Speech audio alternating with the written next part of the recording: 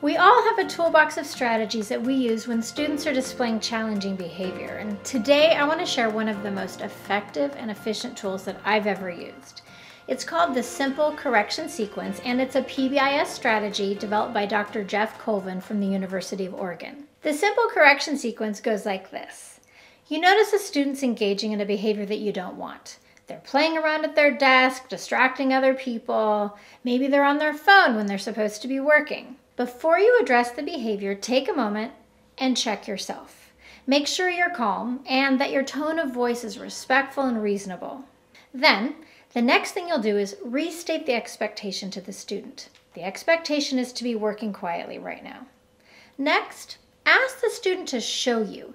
Can you show me you know what to do? And then when they do it, all you do is say, thank you. Now that sounds really easy, right? But what if they don't comply? All you do is add one additional step, and that's a choice, where you're going to offer an option to do what's expected or face a low-level consequence. So let's say that this student who's messing around and entertaining his entire table group and maybe the whole class, he doesn't get back on track. Ideally, you'd pull the student aside privately to remove the audience and then give him a choice. You can work here in your group, or you're going to need to go and move over to that table over there. Resist the urge to go too big with your consequences. Low-level consequences that are more immediate work best.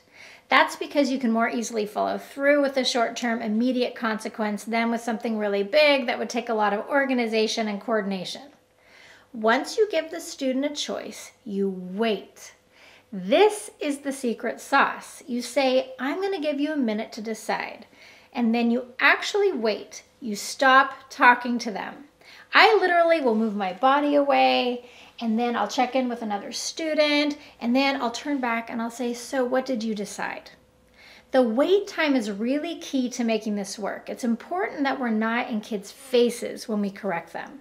Their brains can easily misinterpret adult behavior as being threatening, especially if we have a stern look on our face or if we have a loud voice.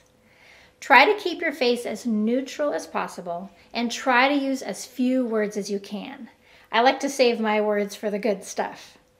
And when we have a neutral expression and a calm voice, and we give them time and space, it allows their frontal cortex to work. If we give kids time for their brain to engage, they'll almost always choose the right thing. And when they do, you say thank you. If the student refuses to make a choice or they argue, then you calmly deliver the consequence. You say, okay, it looks like you're choosing to move to the other table. If the student continues to argue, you've now stepped into what Jeff Sprague calls the 2-minute rule.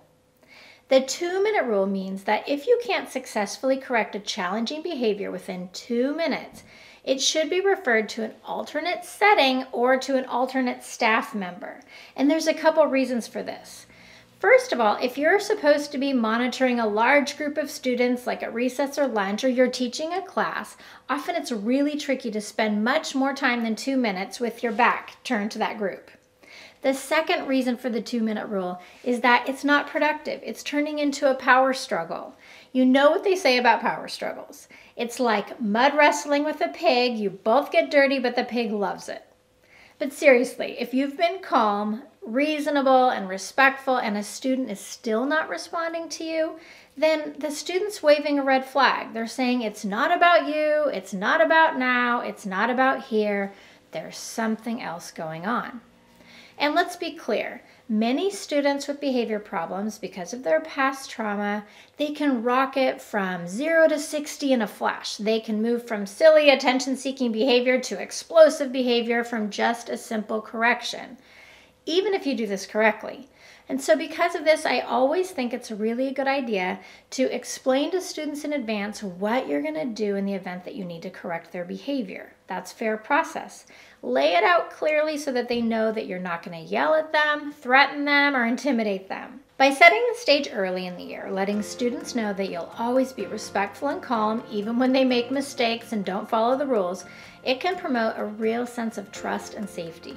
If you found this video helpful, please like and subscribe to join our community of educators bringing PBIS and other positive strategies like this into schools.